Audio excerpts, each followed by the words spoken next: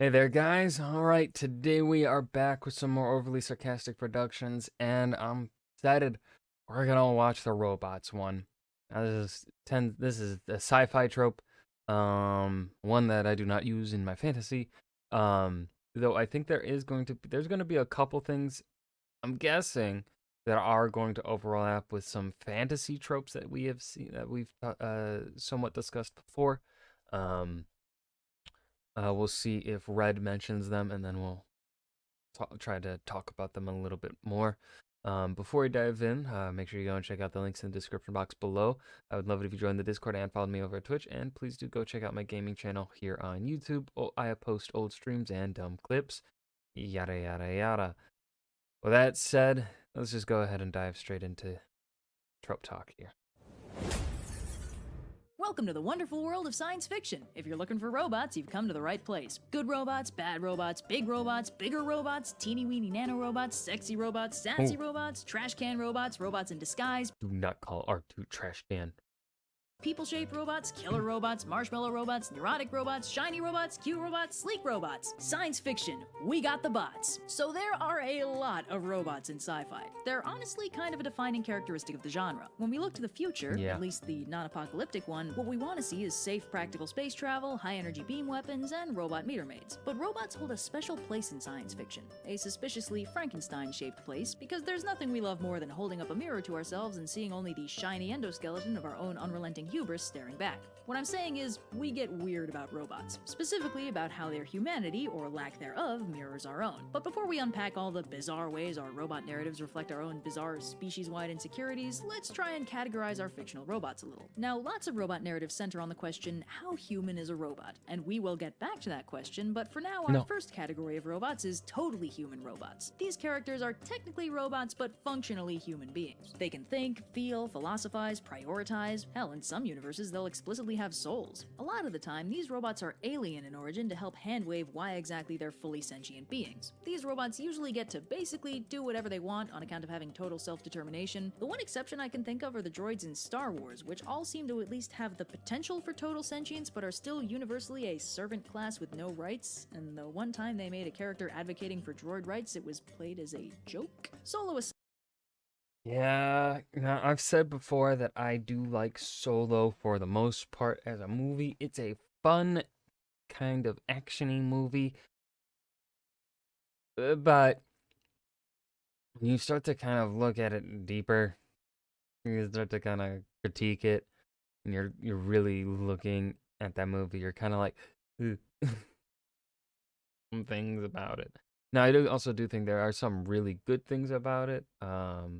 I ultimately, for the most part, like what they did with Han Solo in that movie as a prequel. I don't know how I feel about the Kira thing, mainly because we're probably never going to see the end of that story. I think that's ultimately going to be my biggest gripe with Solo is how we're not going, like, it's been how many years now since that movie released, and we haven't gotten anything new out of it just because it unfortunately flopped. I don't think it deserved to flop and kind of just get disregarded as it did. But unfortunately, because it flopped, um, we're not going to see that actor return as Solo probably, and we're not going to see Kira again, which is a shame because it's Emilia Clarke, man. God damn it.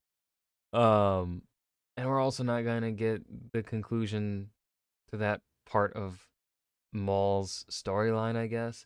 I don't know, like there was a lot of things that they were kind of like trying to set up because I guess Han Solo is such a popular character. They were like, "Oh, we're going to have our own little young Han Solo franchise or whatever." It just didn't work. Um that's I think that's one of my biggest gripes with Solo is that it is not a good standalone movie because when you watch it and then you finish it, you're like, "Well, what's next?" You're not going to We're not going to get a what's next. That's ultimately kind of it's a pointless movie to watch because it doesn't really add anything because what it would have added isn't going to be made. It doesn't really. It doesn't get us the Han Solo that we get in that movie and where he ends up at the end of the movie is still not the Han Solo that we meet in A New Hope in Episode 4. So, yeah. But going back to what we were originally said here from that movie, the robots wanting rights was played as a joke. Yeah. It that was not good.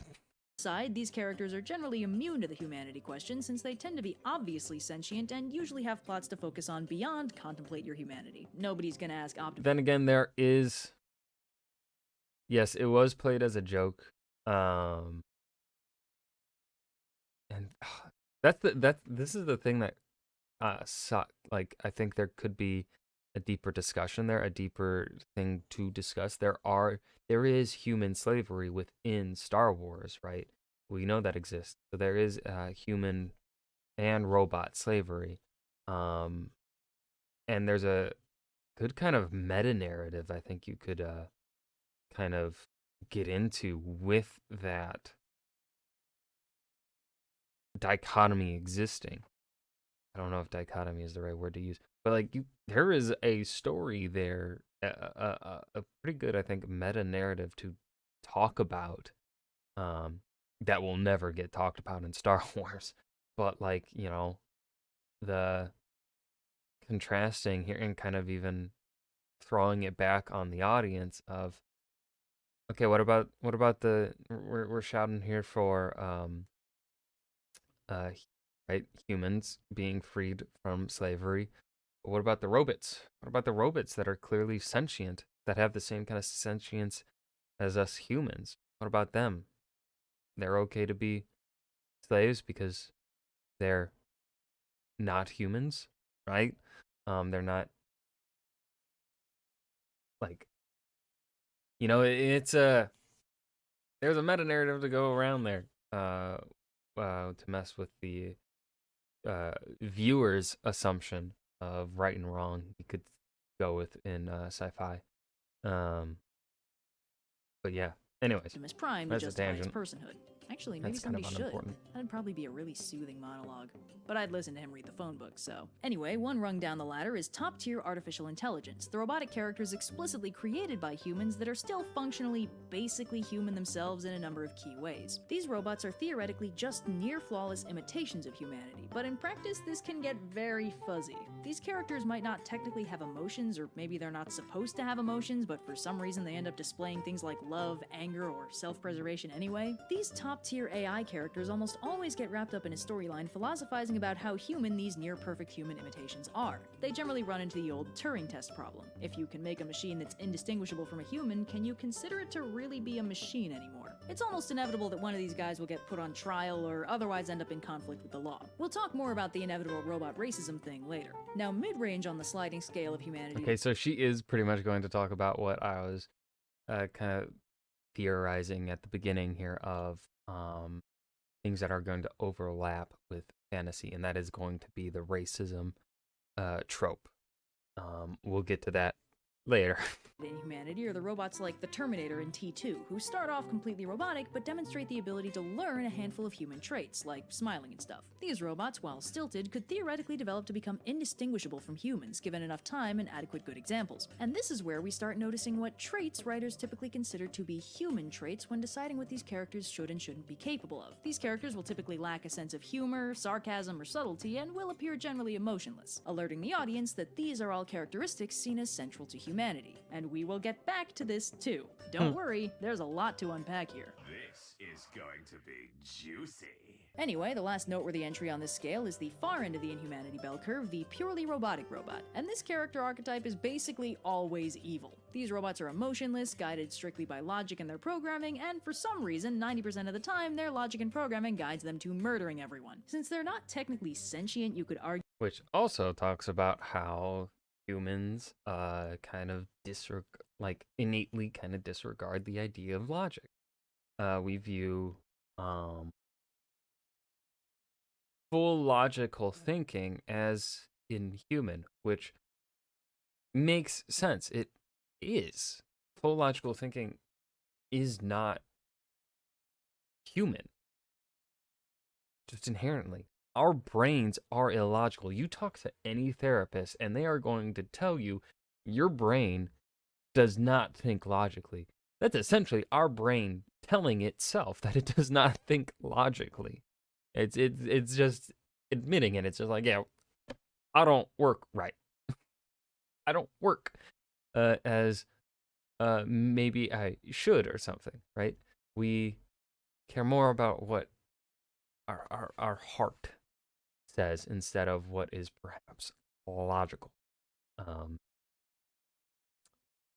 I don't really got anything more to say about that. Argue that they're not evil because they're not moral beings, but they're still usually antagonistic forces, like the inciting crisis in a disaster movie. Anyway, for whatever reason, usually a perfectly logical Which one, is also, here's the thing. I don't know if I should say this. This is probably gonna piss people. This is gonna piss people off.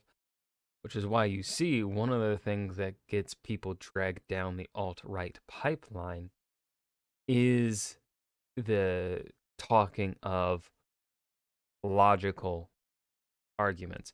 Though, of course, the moment you look even an inch deeper than surface level to all alt-right talking points, you're immediately like, those are logical fallacies. Just saying. purely robotic robot decides that humanity's gotta die or something of that ilk, and hotter heads must prevail to change its mind or just unplug it from the wall outlet before it finds the nukes. The popularity of this concept is probably one of those dark reflections of humanity things meant to make you ponder humanity's merits and flaws. Like, you look at the news on any given day and you're like, God, everything's on fire, maybe we should just let the world die, and your Roomba's off in the corner going like, parameters recognized, and you have to real quick explain to it why maybe things aren't apocalypse worthy just yet, and some things are alright actually, and there's this little thing called hyperbole that humans like to do when they're upset about their entire planet being on fire. So unsurprisingly, the human to inhuman spectrum bijectively maps into the good versus evil spectrum, because we are a very predictable species. Humans are emotional and compassionate, whereas robots are cold and logical. The more human the robot, the more sympathetic it is to a human audience. Oh, this actually lines up really good. This is one. So, this is why, it's kind of, this is a problem humanity has. Well, when it comes to talking about ourselves, especially historically, when bad people come to power and do bad things like genocide, Hitler, Stalin, right? When people like that come to power, we call them monsters. We call them inhuman. They're not inhuman. They're just terrible people, right? They're just terrible. To call them inhuman, to call them monsters, is trying to take away kind of the responsibility we as humans have, and the responsibility we as a society have in trying to nurture uh, a world that can keep people like that from coming to power, right? We don't want to accept the responsibility that the world that we have made can create people like that. We don't want to take the responsibility, and that is a problem, right?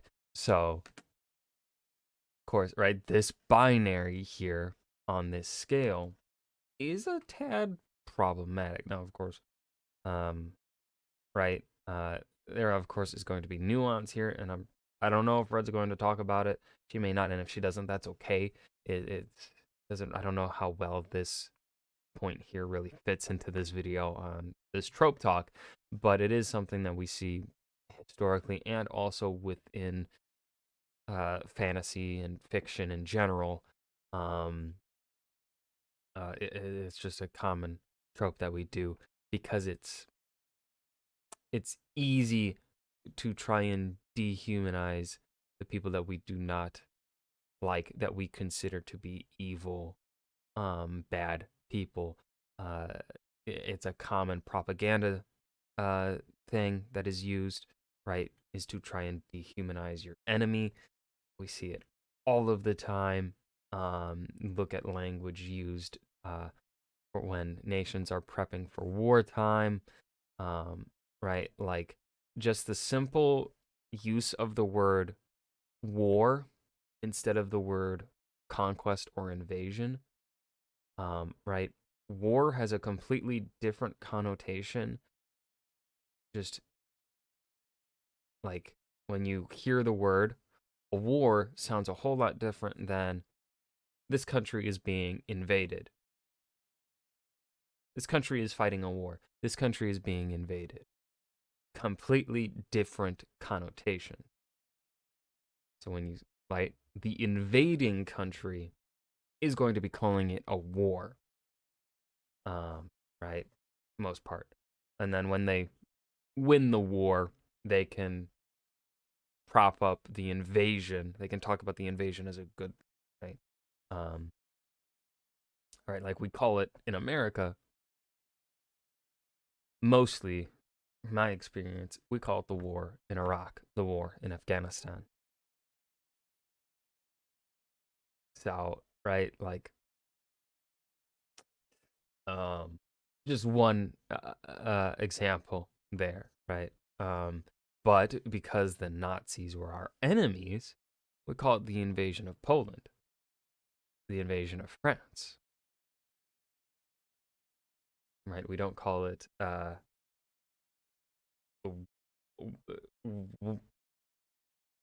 war in Poland or whatever. No, we call it the German Nazi conquest of Poland, the Nazi invasion of Poland, right? That sort of thing. Um, Languages like that, like that's something that we need to be more consciously aware of. The less human the I know robot, the the more rant I'm menacing trying to and go on. dangerous. Good robots equals Optimus Prime, bad robots equals HAL 9000. Now, there are a number of plots that generally follow robot characters around. Typical plots include how human is a robot, let's get philosophical. Or humans played God making robots in our image, let's get philosophical too, Electric Boogaloo. We use robots for cheap mechanized labor, but now they're sentient and want to be treated like people, so we should probably just kill them before the blender starts getting ideas. Let's get philosophical 3, Tokyo. Which the whole robots wanting rights thing, I think, I believe has roots in kind of a little bit of racism, because a lot of the time when it comes to games or stories that are using robots wanting rights, a lot of the imagery that they use and a lot of the kind of way that they go about it echoes a lot of how people of color were wanting rights in America in, the 20th century. I mean, and still today. Um, and so it kind of, it's a bit iffy. Um, and I mean, of course, part of the problem to that is, I, um, part of the problem with that is the whole, especially for white authors, right? The experience that we have with trying to, with people wanting to gain rights is, well, our experience is we really only see people of color fighting to get their rights. So it's, I don't know what the solution could be because white. That's a discussion for people of color to talk about. Like how do you handle, what is the right way to handle sentient robots? Because obviously humanity is going to make robots to work for us. That is the ultimate. That is what the goal, largely agreed upon goal, I think, of creating robots is to do menial labor. Now, of course, it is kind of stupid that we have groups of people making AI and stuff and advancing AI by having them try to steal from artists. We should be making robots to do the menial work, not take from the artistry. We should be making robots so that more humans can make art. Like, what the fuck? Yeah, I could fucking rant about that stupidity. But yeah, robots wanting rights and things like that, that trope is not one for me to really talk about more than just like, uh, I think what I've already said. Um, like, the answer there is something that we have to discuss as a whole, and largely with people of color kind of, I think, leading it, leading the discussion around that, because obviously the people that fight for their rights, their right to live, right to be a human, a fellow human in equal standing with other groups of people, right? The people fighting for those equal rights tend to be people of color, and so the experiences of people of color get used for by authors, white authors wanting to make a story about robots earning rights, which of course then can sometimes, if done poorly, um, or it can even just, even if it's not maybe done poorly, can be interpreted kind of bad. Um, they can be seen as, a little insensitive and kind of just like, using the experiences of people of color for a story being written by a white person, right? It's kind of, it's, I think at best it's iffy. it's it's iffy. At worst it's straight up harmful. I mean, even at its best, it still kind of can be harmful, right? That's a tangent. I'm gonna leave that tangent there, just because I don't think I have uh, enough knowledge to really talk about it any deeper than that. And my lived experience as a white man, don't really think I have any more I can any more to be said on that that I right that I've lived through, right? Hope I'm wording this right. Drift, and the big favorite, I don't robot want to racism. I don't want to, contribute accidentally to um harm. I don't want to contribute to that. And yeah, robot racism, I kind of already touched on this a little bit. Also known as Let's Get Philosophical 4 on Stranger Tides. So the basic premise behind robot racism is that robots are sentient enough to be displeased with their lot in society, and would like to be treated with some level of dignity. Not necessarily human dignity, but, something approximating it. Frequently, they just don't want to be property, and they don't want to be deactivated or killed. It's a nuanced and complicated discussion of what it means to be deserving of personhood and respect, with only the teensy problem that real racism exists. See, there's this much broader problem in basically all fantasy genres that try and use coding to draw parallels between a fictional social phenomenon and a real one. The intent here is to encourage your audience to see this familiar social dynamic from the real world reflected in an otherwise unfamiliar and fictional environment. The problem is the dynamic flows both ways. The readers will draw the connection between the real social phenomenon and the story. Intended outcome, wow, is a lot like real thing. Are you suggesting loaded, complex, and nuanced real thing is comparable to simple fiction because those implications are not fantastic? That's a phrasing that is too smart for me to understand right now. I think it would take me, I'd have to reread that several times, I think, to be able to pick that thing apart and extrapolate on it. I hope Red puts it in simpler words for my brain right now. I don't know why, but I'm just like, I don't know why, but I can't. But they'll also project the dynamics of the story back onto the real thing. And I'm not saying the audience is gonna be like, oh, real world marginalized groups are like robots, but I am saying they're gonna think you're saying that. And that is not a good thing. Just look at the hilarious backlash Detroit Become Human received for its ridiculously ham-fisted portrayal of a robot civil rights movement, and how it seemed to reflect an incredibly poor understanding of the actual American civil rights movement on the part of the creator. Or, hell, just watch Lindsay Ellis's I never watched Bright. I did play Detroit Become Human, and yeah, what we see where Become Human shine the best isn't when it's discussing a robot civil rights movement. It's now, of course, some people I personally liked like generally all of the storylines in there. I did find the one the female robot that you play as, the one of three characters that you can play that you play as in the game. I found her story. I did like it. I did find it to be kind of the most kind of boring one, though, just because of um the purpose of her story, right, is different than the others. And for my tastes, I found it to be the most boring. And perhaps also you could maybe blame design on that. But yeah, the civil rights movement, I think, was haven't played it really since the game came out. Um, so I'm real rusty here. Yeah, it probably can't really speak on, but like what I remember from that game and where it stood out the most wasn't the civil rights stuff, right? It was kind of that um the human parts really.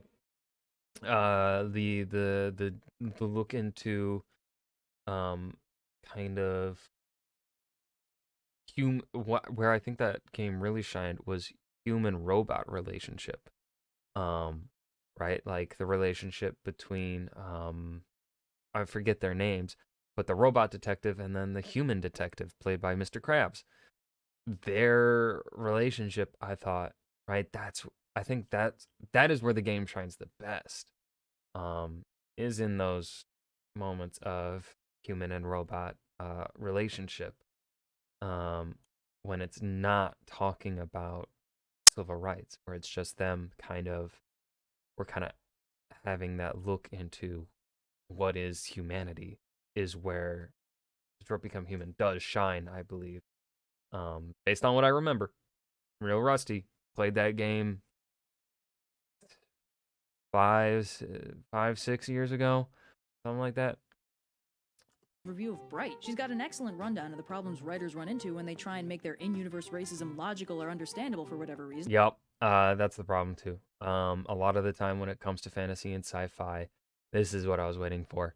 Um, you see this especially in Dungeons and Dragons, Baldur's Gate 3. Unfortunately, this is like essentially the only negative I have about that game is the continuance of fantastical racism.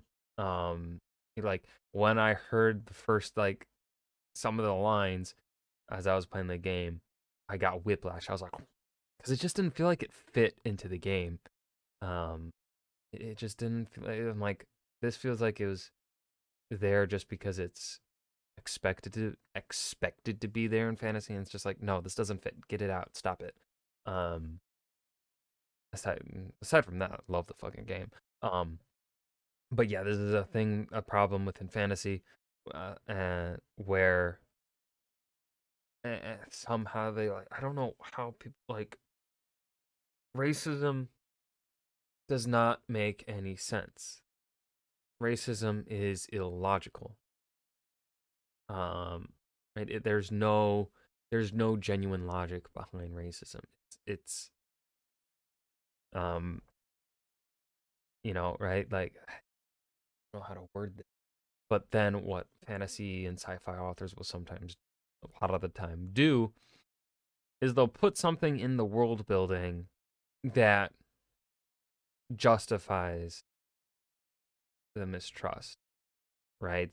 Or the creation or something. They'll do something wrong where they're like, no, don't do that, right? That justifies it. You don't. There's supposed to be no logic behind it, right? Like, um, the orcs of Middle Earth were corrupted by Melkor, by Morgoth. Um, and so right that um makes sense why people would distrust them. Um, and of course there is something to maybe talk about. Perhaps there's maybe slight racism in the creation of the orcs, unfortunately, but again, it's because um it's a discussion for another day. I don't know enough about that topic to really talk about it anymore. But like, right, that's just one example of like the creation of this one species. Right, but that wasn't Tolkien's goal. Wasn't like orc humanity or whatever like that. Right, he was where we see Tolkien kind of talk about race is with when Faramir comes when Sam and Frodo come across Faramir, and Faramir ambushes the Easterlings, and their Haradrim were the names, and Faramir talks about, like, in the movie, um, can't remember the line in the book, but right in the movie he points to the person. He's like, I wonder about this dead soldier or whatever, right? Um, and kind of is talking about, like, at the end of the day, we are still all human. We can be misled, and go down dark paths, but that doesn't make us any less human. Um, there are things that happen, right, that can just lead us down these paths, and it's unfortunate. And they may put us at opposing sides, but again, still, at the end of the day, we're still all human. Right? Is ultimately, I feel like, what I take away from that line, that moment in Lord of the Rings. I gotta stop When in talking. real This video life, is 30 prejudice minutes is a long, and fundamentally I've only irrational watched 6 thing. minutes. The short of it is, in Bright, orcs are fantasy black people, and they are universally hated because 2,000 years ago they sided with the Dark Lord in some big Lord of the Rings war, which is the kind of coding that makes it seem like maybe the writer doesn't actually get how real racism works. The fundamental problem with this kind of Okay, yes, she is going to talk about it. In the real world, bigotry is human to human, and the only imbalance is social. Um, yep. In fiction, the differences are both tangible and obvious because robots aren't human. Yes. Yes. No. Yeah, it's a very kind of sort of privileged thing, I want to say, when it comes to coding robot racism, because it's like, right, like, you're kind of trying. I don't know how to word it well enough to coding when it comes talk to about it. robots specifically is in real life, we are all people. Everyone is a human being, regardless of any cosmetic disparity. Personhood is generally a pretty easy thing to define IRL. We're all the same species without much internal variation when you get right down to it. But robots aren't humans. Where real-world bigotry is unilaterally directed from one group of humans to another, fictional robot racism is directed from a group of humans to a group of non-human outsiders. You know, that thing real-world bigots really like claiming the targets of their bigotry to be? In fiction, the personhood of a robot is an actual debate where no such debate really meaningfully exists within real-world instances of prejudice. And because it's not clear how human the robot actually is, it's not clear how human they should really be treated. And in a lot of these stories, the robots are explicitly very much not human. In the Animatrix, for example, the machines are very clearly quite different from humanity, and they're not claiming anything otherwise. They just want the right to exist without getting destroyed. Basically, real-world humans are all human, but in fantasy worlds, human is a much more complicated thing to define, and trying to code a fictional non-human demographic to parallel a real-world very human demographic can produce unfortunate resonances. And it doesn't matter how much you don't want your audience to draw that connection, because they're gonna. Because if there's one thing humans are good at, it's pattern recognition. Think pieces everywhere. Now, I don't really feel super qualified to discuss all the nuances of this particular minefield, but I will say that I think the Animatrix is a good example of how to do this in an interesting way, and Detroit Become Human is a good example of how to do this in a stupid way. The robots in Detroit Become Human, once they go deviant, are functionally completely indistinguishable from humans. The prejudice aimed at them is so cartoonishly simplistic and over the top that the impact falls flat. The more interesting case is the Animatrix. So for those of you who don't know, the Wachowskis produced an anime— Okay, but not to. One thing I'm curious about, though, is, doesn't that kind of, right, like, the cartoonishness kind of, in a way, perhaps could symbolize how human to human racism is stupid and pointless, right? Is cartoonish, and just doesn't, like, you know, make sense, I guess. I don't word this.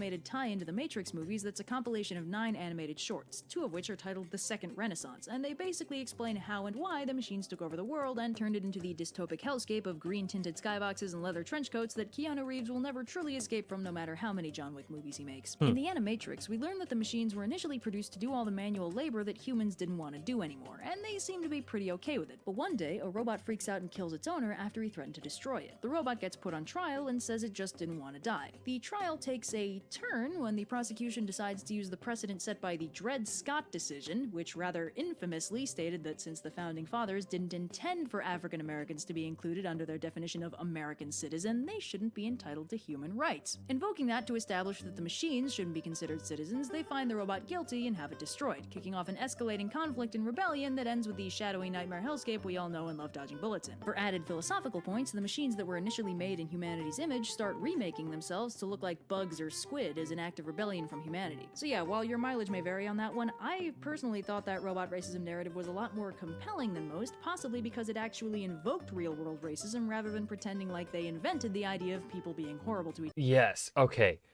God, Red is so smart. That I think is the very important distinction there as to when robot racism, fantastical fantasy racism, fiction racism, works well and when it doesn't, is because it's something authors you should be consciously aware of if you are handling if you're going to be covering racism in your book. It has to be conscious. You have to be doing it consciously. And if you have anything where you read it and you're like, oh, I unconsciously wrote that, take it out. Take it out. Take it out. It needs to be something that you are aware of when you're writing it. And you need to make sure you are doing it well. That you've done research on it and like you understand kind of the way in which it works and how it affects groups of people and stuff like that. Because doing it consciously, I think you can do it when you're doing it consciously, because you're gonna be doing your research, and it becomes an intrinsic kind of part of the story and messaging that you're trying to get across within the story that you are trying to tell. You do it perhaps unintentionally or just because you're like, well, this is in every other fiction fantasy story, I'm just going to include it because it's the standard or whatever, kind of like what Baldur's Gate 3 did. It then just doesn't work. It doesn't come across right. Now, of course, this is right. At least that's how Baldur's Gate 3's racism feels like. It could have been a conscious decision, and part of me feels like there was originally, perhaps they were going to have a deeper discussion around it, and then as they were developing the game and writing more of the story, they changed something, and that part of the story became less important, but they didn't get rid of it. They just left it there. I think they could have had a very deep and nuanced conversation around refugees. Because also, if we look at the timeline of the development of the game, roughly probably around when the time they started pre-development and writing the story and stuff like that, it lines up with the European refugee crisis coming in from Syria. So, it, in my head, it started off perhaps probably, I don't know how to word this, but yeah, they could have had, I think they had some set pieces set up for what could have been a nuanced discussion around refugees and stuff, but then the ultimate story of Baldur's Gate 3 does not revolve around that, so therefore it falls flat, I think. Now this is, of course, my perspective and opinion on it, viewing it as a white man with my lived experiences as a white man. You should, when talking about the racism within Baldur's Gate 3, go and listen to people of color, like on TikTok. There's a bunch of videos talking about it and why it's problematic to them and stuff like that. Listen to those voices about this sort of stuff. Those should be the priority voices you listen to, not me. Each other for no reason. But I want to set aside the robot racism thing because some of you probably haven't disliked this video yet, and I want to see how many demographics I can piss off in one video. So let's talk about how we choose to code beings as inhuman and why our definition of what this video is way longer than I thought it was going to be. I didn't think I'd be talking this much. Means to be a normal human is unnecessarily narrow. See, the number one problem we have writing robots is that real-world robots kinda suck. We don't have any real AI. This is because humans and computers work very differently from one another on a fundamental level. Basically, on the simplest conceivable level, humans are only good at pattern recognition, and computers are only good at arithmetic and data storage. And this fundamental base level difference shows in what we're respectively good at. Show a baby a picture of a balloon, and it'll be able to tell it's a balloon. It's taken decades of software development to teach a computer to do the same thing, and it's not even halfway good at it yet. Hey, Hal! Why don't you tell me how many of these squares has a motorcycle in it? I'm sorry, Dave. I'm afraid I can't do that. Yeah, that's what I thought. Ask me and a computer to each write a short story, and I can't promise mine will be any good, but it'll almost certainly make a whole lot more sense than whatever Alexa cranks out of a learning algorithm trained on 10,000 hours of Oh, daytime she's got to redo this video. I'm curious. I mean, they're still bad.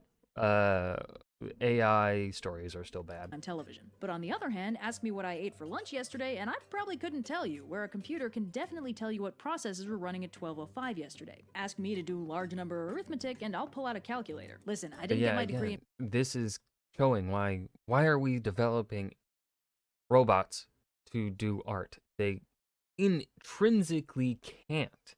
It isn't their strength. in math, so I can right? actually do math. Point is, IRL, humans How we build robots, how robots are built and designed just intrinsically is not that's not their strength, right?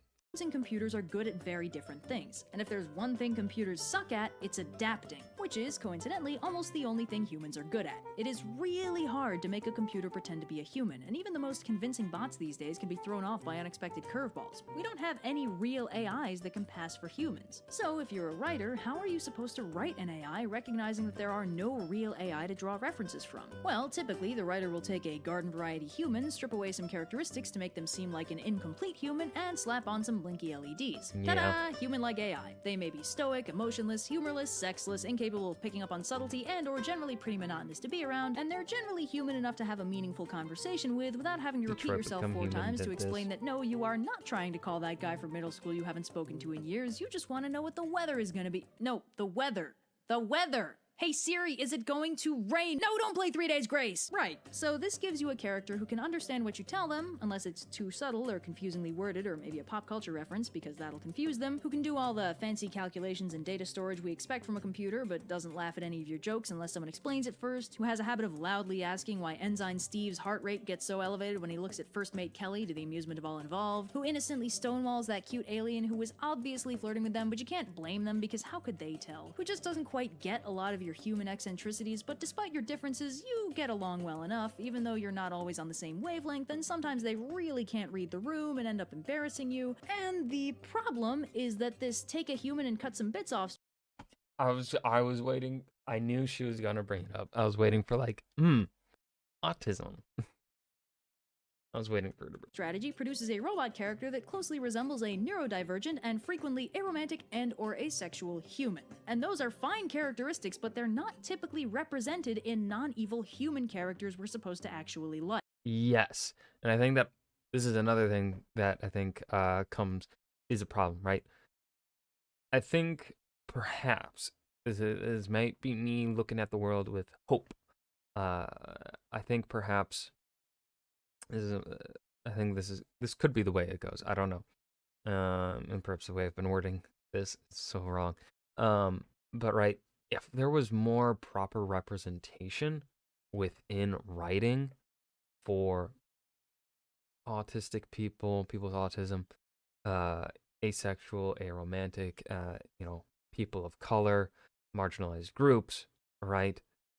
Then I think maybe the coding that happens for robots wouldn't be as bad because again, when we put the coding onto robots, they aren't human again, right? They aren't human. We are stripping them of this humanity. And pattern recognition, as Red said, right, by stripping them of that humanity, by calling them robots and putting the coding on them is subconsciously kind of telling us that the people that have those traits, those are less human traits, but they're not less human traits, right? They are just, right, humans are a wide variety, right? And that is where the problem lies within creating these robots. Um, uh, and so if there was perhaps maybe again maybe this is me saying this, um, the only thing I'm I do have autism to an extent. Not sure entirely how much, but I definitely do know I do have autism. Um, but I don't want to speak for them all, for everyone. If there was more representation of what gets used as for everyone, right? If there was more proper representation, uh, good representation, then maybe this wouldn't be as problematic as it is. It could still probably be problematic, even if people like this and people of color had representation, um, more representation in the fiction world, right? But currently, they don't. So obviously, we can't say for certain as to how things will advance, even after proper representation is more pushed out, and we get better as the years go on.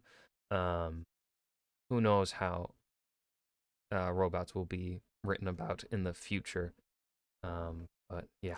So the only places we typically see them are in overtly inhuman characters. The problem isn't the character traits, it's the context we see them in. Robot characters constructed in this way will frequently come across as being somewhere on the autism spectrum, along with being asexual, aromantic, ADHD, and Yep, as I said, traits seen as a lack of something having human. some kind of antisocial disorder. And if you Which happen again, to tick one or is more of not those boxes, the most lacking positive rep humanity. you've probably ever seen has been a friendly robot whose relatable social quirks were played for laughs by the rest of the cast. Hooray, this is an issue. I don't know about you, but I'm kind of tired of absorbing the social background radiation that major defining qualities of who I am as a person are only ever seen in people who aren't people, just, personal preference. Again, you can't control how your audience interprets coding. If this is how you're writing robots, this is how it's coming across to a lot of people. And hey, I like those robots, but the subtext is there, and it's important to be aware of that. But it's understandable, And again, right?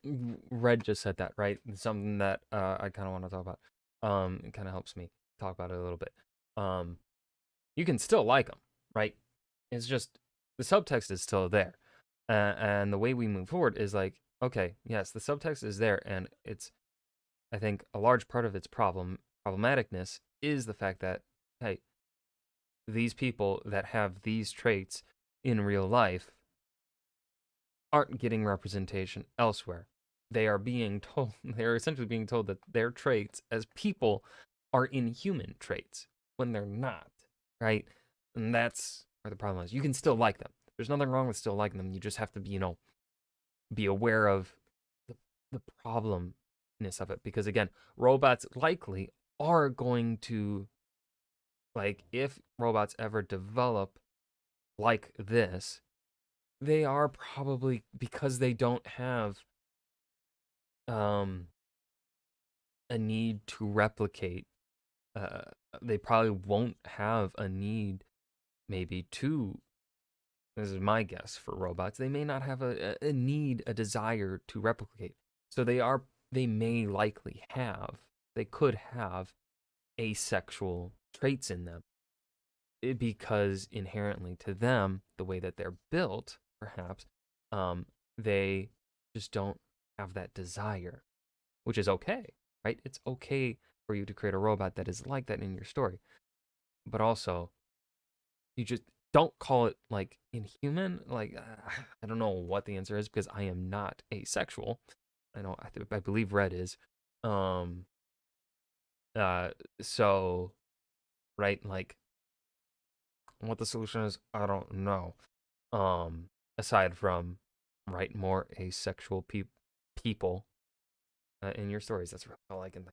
Right? I mean, if you're writing a robotic This is protagonist taking your so audience is long. actually Oh, supposed to God. like Why it, am I stands to talking so much? reason that they need to be at least a little human. Isn't the only way to do that to take a human character and remove characteristics until they start feeling just inhuman enough to pass for a robot without losing their relatable core qualities? Isn't it just an unhappy side effect that these stripped-down characters resemble some marginalized real-world demographics that society characterizes as fundamentally deficient or lacking in some core human traits? Isn't this just the only way? let's talk about Baymax. So, remember Okay. Big Hero 6, the charming I was story of a hoping for boy her to and his talk about marshmallow robot someone that learning to be maybe did superheroes as they navigate reference. the agonizingly realistic journey of the intense depression and grief our hero experiences after the gut-wrenchingly tragic death of his older brother and truest friend? It was a bit of a roller coaster, but most notably, it is the only story I've ever seen with a genuinely lovable robotic protagonist that had precisely zero human qualities. Baymax is a robot. Specifically, he's a healthcare companion. He's programmed to keep his patients happy and healthy, and that is literally all he does. It just so happens that the only thing that can pull our protagonist out of his deep depression is bombastic superheroics and maybe revenge. So Baymax obliges, helping Hero do superhero things and track down the supervillain who indirectly killed his brother, and while this is a deeply emotionally loaded subject matter for Hero, Baymax is just there to keep him healthy. And at no point does Baymax deviate from his programming. There's even a part where the movie goes out of its way to show us that Baymax is completely controlled by whatever chip he has installed at the time. When Hero finds the guy who killed his brother, he orders Baymax to kill him, well, destroy him, it is a Disney movie, and when Baymax mildly protests that his healthcare programming prevents him from harming anyone, Hero removes his healthcare chip, leaving only his radical kung fu fighting chip. This leads to a hulked out Baymax silently Terminatoring his way after the villain, chucking Hero's friends around like ragdolls whenever they try and stop him because he's pure programming. No fighting from the inside for Baymax, he just does what he's programmed to. He doesn't even seem upset once they reinsert his chip, he just wants to make sure nobody's injured from his Hulk out session. This is not a robot capable of overriding his programming through the power of friendship. What's interesting is, throughout the movie, Baymax says a few things that other characters interpret to be metaphorical and deep that are actually totally literal. There are two main instances, both spoilers. Tadashi is here, and I will always be with you. At a few different points in the So this is answering my question of kind of how to do it, right? Like, there are traits that Baymax has that we can definitely extrapolate to groups of people, probably. But it works, at least I think it works, I'm assuming it works, just based on how Red is kind of cheerfully talking about it. It works because it doesn't, it's not contradicting it. It's not like talking down. It's not saying these are inhuman traits that Baymax has, right? It's just Baymax's programming. It's how Baymax was built to be, to serve as a robot, right? I think I don't know if I'm wording that right, but I hope my intention with what I'm trying to say is coming across correctly.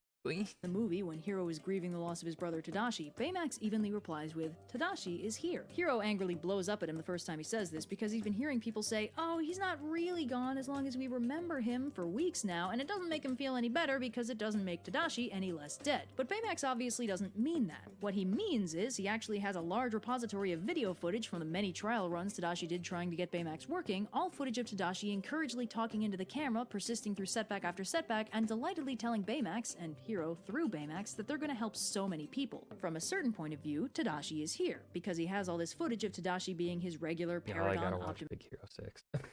self. Baymax isn't being comforting or metaphysical, he's just being literal. And at the end of the movie, Baymax is winding up for a heroic sacrifice, and Hero is freaking out and begging him not to go. Baymax, in his unwaveringly calm voice, tells Hero, "I will always be with you." Hero accepts what's happening, hugs him, and Baymax does the heroic sacrifice thing. But where one is meant to assume Baymax is implying he'll, be with him in spirit or in his heart or whatever, what he actually means is, "I put a copy of my chip in my rocket glove I'm using to get you out of here, so once you get to safety, you can just build me another body." Once again, This is masterful writing, right? Because it is talking about, robots are going to be literal, right? Robots are going to be literal things, which of course is sometimes also inferred as a autistic trait. But what they are doing correctly here is, right, that is just Baymax's programming, right? Baymax's programming in this world of Big Hero 6 is that Baymax is a robot, and in the programming of robots, they are literal, right? Within the world building here. So because they are literal, right? But then what it also shows is how humanity, even though we are consciously aware or even subconsciously aware that Baymax is being literal, because of how our brains still work anyways, we still interpret that in a different way. Even though we still know in here, Baymax is being literal, we're still going to interpret it differently. It shows, right? This is showing a bit of the strength of robots, of what robots can be in stories, and the strength of humanity. And we're encouraged to Masterful. read a level of metaphor and poetry into Baymax's words where in actuality he's a brutally literal robot and he never stops being that. Baymax is a completely inhuman robot who unwaveringly follows his program and never does anything outside his parameters. But because his programming is keep people healthy and safe, his voice is calm and soothing, and his design is non-threatening and huggable, he's a very lovable character despite his total lack of humanity. He doesn't learn how to be compassionate or move beyond the boundaries of his programming, he just is. That said, I do think a lot of how well received the character is his voice. I don't know how well received he'd have been if he sounded like an actual robot. Hero, I will always be with you. Yeah, not as into it. Anyway, Baymax's gentle inhumanity is meant to highlight the emotionally fraught humanity of Hero, and to a lesser extent the rest of the cast. Baymax is lovable in large part because Hero loves him. His stability and single-minded drive to help is exactly what Hero needs to heal. He's a sweet, gentle character who gets a lot of laughs, a lot of tears, and a lot of "aw, that's sweet," without ever coming across as anything but a very well-programmed robot nurse. But I think Baymax works so well because he's contrasted by the very human Hero. And speaking of contrast, let's talk about the other adorable tearjerker robot protagonist of the decade, Wall-E. While Baymax shows that a robot can be lovable and compelling without appearing even slightly human, Wall-E proves that a robot can be part of a complex narrative on humanity and free will while coming across as really, really human. Basically, these two examples together prove my point that you don't need to make a robot a human but less in order to make it work in a story. Where Baymax is completely inhuman, but in like a friendly way, Wall-E is on the complete other end of the spectrum and is totally human. Wall-E is nostalgic. And what I think here, what is important here, is that these stories, Wall-E and Big Hero 6, they are not saying that these traits are inhuman, right? There's no... my understanding here from what Red has been saying, and what I remember from Wall-E, been a long ass time since I watched it, is that there isn't anything being said like they are less human, right? These traits that these robots have aren't less human. If anything, they are saying that these traits are human traits too, that we have put into our robots, right? Like, and I think that's a good way to go about it. Lonesome, a collector of interesting artifacts, an artist, a romantic, and a million other very weird things for a trash-collecting robot to become. The key difference is, where Baymax exists to help Hero heal, Wall-E's plot is all about humanity as a concept and how deeply important it is to do what you think is right even if you're not supposed to. There's a reason why it is a huge deal in the movie when the captain of the ship turns off the autopilot and becomes the first human in 700 years to stand on his own 2 feet. This movie is all about making your own choices, and to that end, every robot treats their programming more as a vague suggestion than as the totality of their existence. Every single robot in Wall-E, with the exception of the suspiciously 2001 antagonist Otto, is clearly totally capable of the full range of human emotion, up to and including love. I mean, Wall-E is restored from a factory reset by true love's handhold and gentle forehead touch. There's no reason that should have worked. This is very clearly a Disney movie, and I love it. But more importantly, if the robots... See, again, this is something that I've said before. Lean into it. When you're writing a story, don't be like, oh, this is goofy, it's not going to work. Lean into it. Go into it. Just dive deep into it. Because to some people, yes, it's going to seem goofy, right? This is goofy. We are aware that this is goofy. But because of the way Wall-E is written and because of the general, right, what we know of Disney movies historically, right, and how they work, it works. It works because this is, when you watch a Disney movie, this is like kind of the stuff you expect. This is the stuff you want, right? So when you are creating your authorial voice and the kind of stories that you write and the stories you tell, you're going to have some things about your writing style that people are going to notice because, again, humans, pattern recognition. Our pattern recognition when it comes to Disney movies and Pixar movies, this kind of stuff. Disney movie, this kind of stuff, right? And we love it. We love it because, like, that's what we go to Disney movies for. And then when Disney movies don't lean into what they are as much and they kind of try to, like, I don't know, change things or whatever, or just backpedal on it or try not to lean into it as much, they don't work as well. I can't think of any good examples because I haven't watched that many Disney movies like Wall-E in a really long time because they're just not my type of thing anymore. But, like, you know, Tangled is another good example of they lean into it. They lean into that romance, into the love, right? So just lean into it. If there's something that is kind of like a common thing that's showing up, and maybe you're kind of like, well, I want to change things up. You can try it. I personally think don't, because I think, right, um, it's there because it's something that you like intrinsically. You may not be aware of it as you're writing it, and maybe people start pointing it out that when they read your stories or whatever, and they're like they pointing it out, you keep having this show up. Don't get rid of it. Maybe lean into it. I mean, maybe it's part of just your authorial voice. Lean into it. See how it works. It's going like you're not gonna please everyone with your stories. It's going to work for some people, right? Some people are gonna fucking eat it up and be avid fans of it, and that's what they're gonna be expecting to see in your stories. The more you write. Now, of course, you don't want to tell the same story again and again and again. You want to try and tell something different each time. But there can be aspects that kind of can be a constant. That's okay. Don't have this emergent humanity. Right? Like Disney movies are different one to another. But this kind of stuff is still in like every Disney movie, at least the good ones. Plot never happens. WALL-E shouldn't have saved the plant. They're a trash compactor robot. Without WALL-E's inexplicable love of collecting random stuff, the plant never gets found, Eve never fulfills her mission, and humanity drifts through space forever until our bones finally melt. In contrast to WALL-E and Eve's complete humanity, the antagonist Otto is completely robotic. He's following his secret directive. Humanity is never supposed to go home. He has no personal reason to keep them in space, it's just what he was programmed to do. He's also the only robot voiced by a real robot to help clue us in that he's not about to change his ways. The only robotic things about WALL-E and Eve are their bodies. WALL-E is a loving, determined, adorable, socially awkward, unlikely hero in a tiny goggle-eyed cube body. Eve is an elegant, proper lady with a super adorable giggle who happens to look like the next big wave of Apple technology. There's no reason a trash compactor droid in a plant retrieval unit should be able to have personalities and fall in love, but it doesn't matter. This movie is a story about being yourself and doing the right thing, even if you're not supposed to be doing either of those things, and that story only works if WALL-E and Eve have the potential to be full-on human beings on the inside. Eve starts off quite robotic, but when WALL-E makes her art, she starts loosening up a little, allowing herself some priorities that aren't her directive, later going on to defy orders in order to save her slightly grimy love interest from the evil space genius bar. But at the same time, most of the drama in WALL-E relies on the fact that WALL-E and Eve are robots. They have purposes in programming, but they're refusing to limit themselves by it. WALL-E sacrifices themselves to save humanity, and the price they pay isn't their life, it's their self.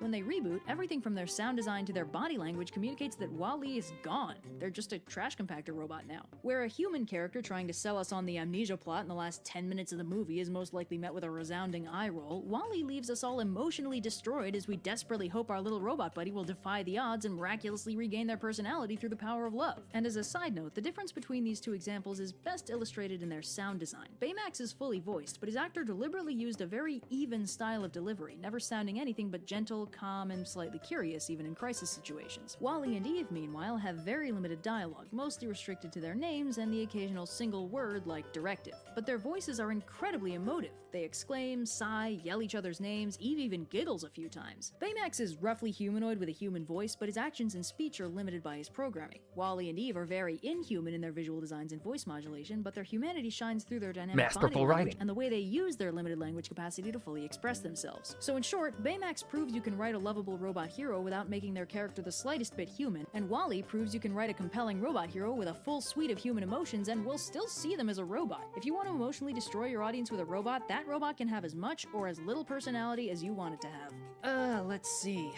Coding is a very complicated thing, and it's not a bad thing, but it does add some weird nuance to your writing you might not actually want, so it's important to be aware of how that works. It's probably a good thing this video is running so long, or I probably would have found a way to talk about Transformers Prime until y'all got sick of me. Fictional robots are cool, real robots are boring. Oh man, I didn't even talk about the Uncanny Valley. I've only seen 2 episodes of Star Trek Next Gen, but Data's my favorite character, and I'd devote a whole section to the Iron Giant, but I just realized it has almost the exact same plot as Bumblebee, and I need to go process the fact that I didn't notice that till now. The bottom line is, robots are great, but if the robot is a single red light built into a spaceship, it's always gonna be evil.